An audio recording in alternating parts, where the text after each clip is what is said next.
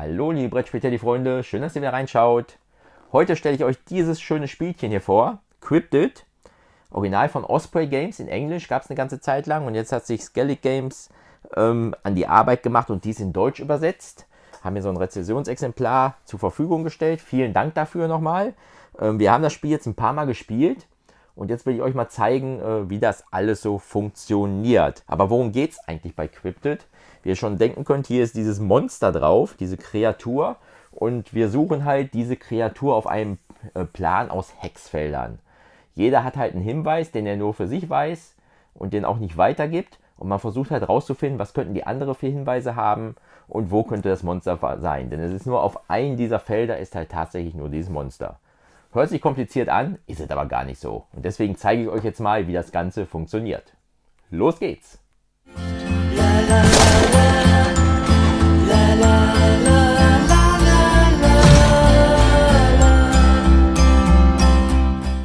So, hier ist mal so eine Partie Cryptid aufgebaut für 3 Spieler. Ja, das sind die 3 verschiedenen Spielerfarben.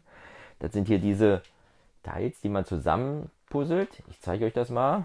So, die kann man halt auseinandernehmen. Jetzt sind insgesamt 6 Stück und dann halt in einer bestimmten Reihenfolge zusammen puzzeln. Es gibt halt hierzu passend so einen ganzen Packen von Karten hier. Ja, da sucht man sich zu Beginn einen aus. Die schwarzen sind für Fortgeschrittene und die weißen sind halt für Einsteiger oder Anfänger. Ich sage jetzt mal zum Beispiel hier, nimmt man sich diese Karte hier für Anfänger und dann kann man genau sehen, wie diese Teile liegen müssen. Ja? Ihr seht hier die Nummern am Rand und diese Nummern findet ihr ebenfalls auf diesen Teilen. Ja? Hier hat man zum Beispiel die 4. Der müsste jetzt eigentlich nach dem Plan nach oben. Manchmal muss man die auch so rumlegen. Deswegen sind da also zig verschiedene Kombinationen möglich mit diesen 6 Teils. Und man hat immer verschiedenste Gelände. Und hierdurch halt auch immer durch die Karten halt, wird der Aufbau halt bestimmt. Dann werden hier diese Strukturen verteilt. Das sind einmal hier Hinkelsteine und verlassene Hütten. Ja, auch die seht ihr auf dem Plan. Steht hier halt so drauf. Ja, hier kommt zum Beispiel die grüne hin. Also der Plan, der jetzt da liegt, ist nicht entsprechend der Karte hier. Ist nur als Beispiel mal aufgezeigt. Ja, hier seht ihr halt drauf. Das baut ihr halt alles so auf. Und dann könnt ihr eigentlich schon starten. Die Karte, die ihr euch ausgesucht habt, hat auf der Rückseite nochmal ein paar Angaben. Hier seht ihr halt die Spielerzahl. Ja, wenn ihr mit 3 spielt, mit 4 und mit 5. Und dann welche Bücher ihr oder Hinweishefte ihr dazu nehmen müsst. Ja, seid ihr mit 3 Spieler, dann müsst ihr hier dieses Alpha mit 69, Y mit 31 und ich glaube das Delta mit 72. Die Seite 72 ist dann der Tipp. Ja, bei 4 Leuten habt ihr die Kombination hier und bei 5 Leuten habt ihr wieder eine andere Kombination. Da wir jetzt 3 sind, so will ich jetzt hier diese Bücher raussuchen. Die sehen halt so aus hier, gibt es halt die verschiedensten. Wir brauchen dann jetzt halt einmal hier, bräuchten wir dieses. Dann bräuchten wir das hier und einmal dieses. So, das wären dann die 3. Ja, ich sag mal, ich wäre jetzt der rote Spieler und ich hätte jetzt hierfür Hinweis 69 nach der Karte. Ja, hier die 69 bei Alpha. Dann schlägt man halt hier auf und hier sind halt jede Menge Hinweise drin. Könnt ihr sehen? Genau, dann guckt man sich halt den Hinweis 69 an. Ich will ihn jetzt nicht vorlesen. Aber der könnte zum Beispiel sein, das Monster ist in seinem Wüstengebiet, das Monster ist im Wassergebiet, ja. Oder das Monster ist 3 Felder entfernt von einem Wassergebiet. Dann sind ja einige Felder, die schon ausfallen. Aber kommt trotzdem noch jede Menge Felder halt, sind möglich, dass das Monster da sein kann. Und so hat halt jeder einen dieser Tipps in diesem Heft. Hinten ist auch nochmal so grob, die möglichen Hinweise sind da nochmal erklärt, ja. Was es geben könnte. Hier seht ihr im Wald oder in der Wüste, im Wald oder im Wasser. Da ist also ein Hinweis immer in einem von 2 Geländearten. Oder es gibt auch hier der andere Hinweis im Umkreis von einem Feld und einer Geländeart oder einem Territorium. Im Umkreis von einem Feld und Wald, im Umkreis von einem Feld und Wüste.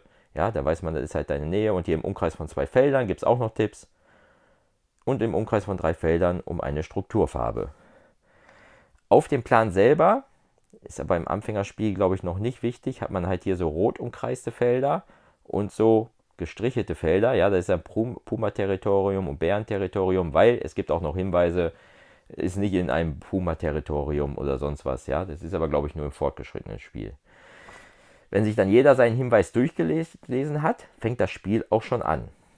Nochmal kurz hier zu dieser Karte, was mir noch einfällt. Hier hinten sind auch nochmal Tipps drauf, wie ihr seht.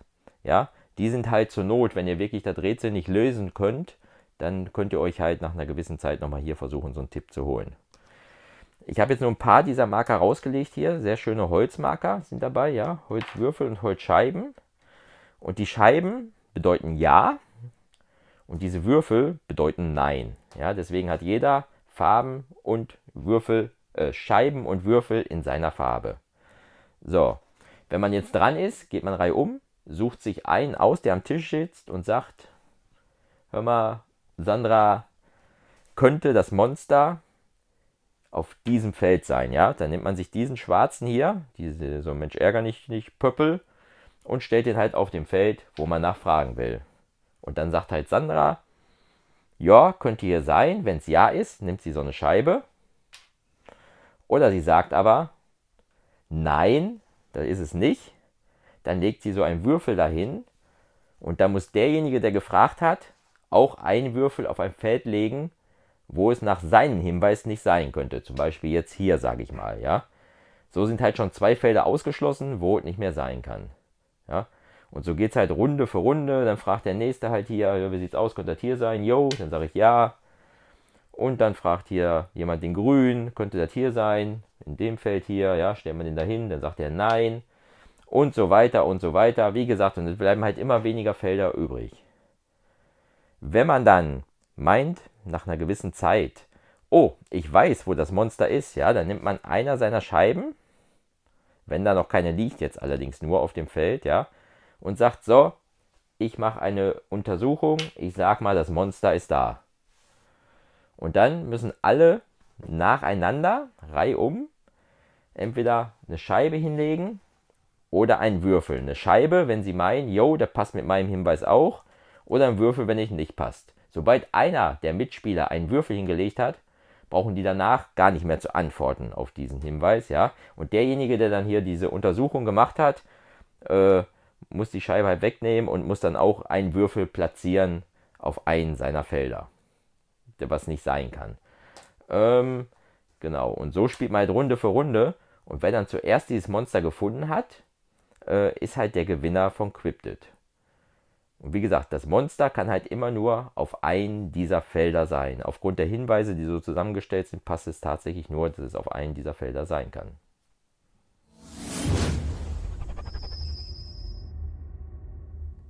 Ja, ihr Lieben, das war Cryptid.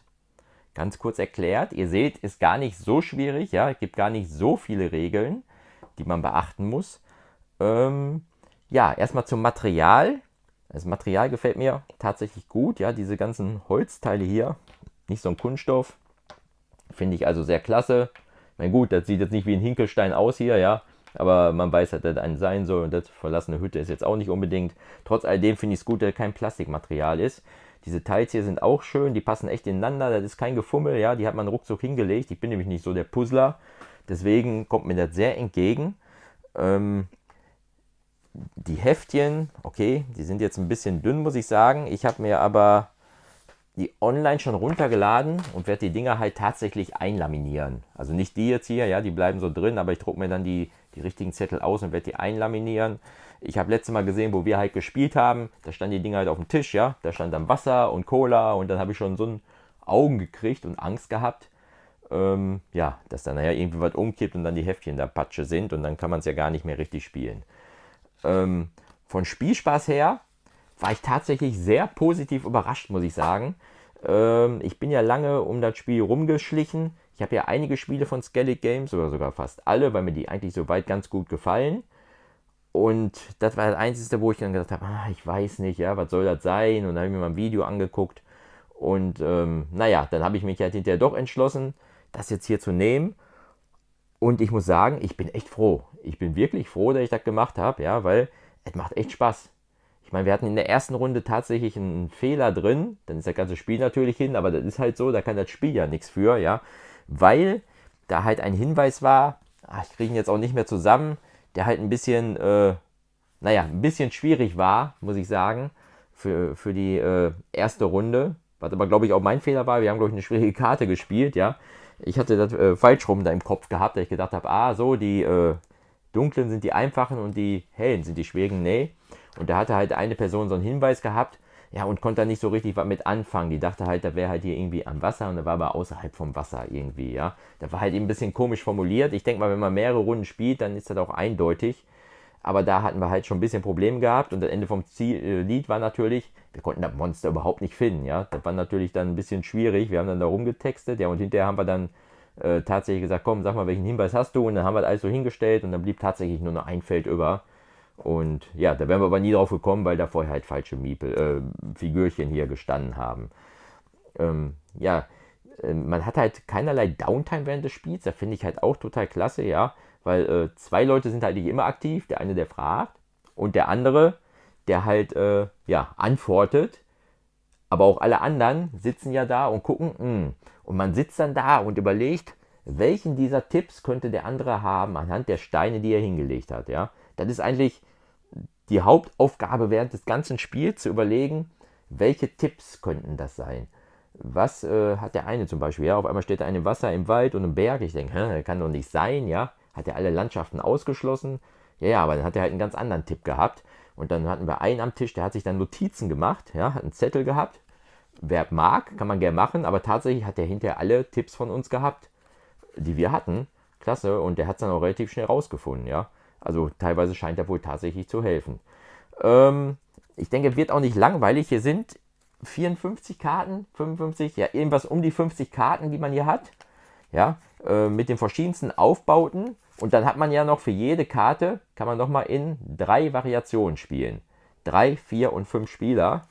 Das heißt, man hat da 150, 165 oder irgendwie sowas Variationen, 162 Variationen, glaube ich, allein um die Felder so hinzulegen. Und wenn man die einmal durch hat, dann kann man wieder von vorne anfangen, denn dann weiß man eh nicht, wo das Monster halt war. Ja, was mich an dem Spiel tatsächlich auch ein bisschen fasziniert, ist die Tatsache, dass bei diesen ganzen Feldern hier immer nur ein Feld übrig bleibt, ja. Und dabei so viel Variation und Karten, weil das für eine Wahnsinnsarbeit sein muss, sich da hinzusetzen und jedes Mal so die Hinweise aufzuschreiben, ja, bei unterschiedlich liegenden Feldern, da tatsächlich nur ein Feld überbleibt, da ist man ja ewig dran, ja. Tatsächlich, ich kann mir das überhaupt nicht vorstellen, wie sowas abläuft, ja. Setzt sich da einer abends hin und legt das Feld so hin und sagt da so, jetzt schreibe ich mal da den Hinweis aus und da. Und man hat ja teilweise mit nur 3 Hinweisen, schließt man ja alle Felder aus, bis immer auf 1. Also wirklich Wahnsinn, muss ich wirklich sagen. Respekt von Herrn, wer hat es denn gemacht? Heil Duncan und Ruth Werves, ja.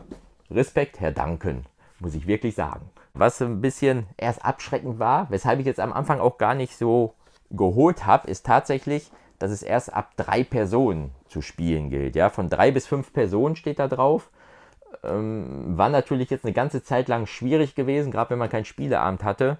Da musste man tatsächlich, eine zweite Person hat man immer gefunden, aber eine dritte war halt schwierig, die auch Bock hatte, sowas mitzuspielen. Ja? Und deswegen bin ich halt auch lange darum geschlichen. Aber bei Osprey Games auf der Seite gibt es eine englische 2-Spieler-Variante. Die habe ich mir jetzt auch mal runtergeladen. Ist auch gar nicht so schwierig. Da spielt halt jeder, man spielt halt, als wenn man 4 Spieler wäre und jeder hat halt 2 von diesen Heften. Ja, und sobald ein Nein ist, selbst wenn ein Heft Ja wäre, ein Nein, dann setzt man aber nur diesen Nein-Würfel da ein.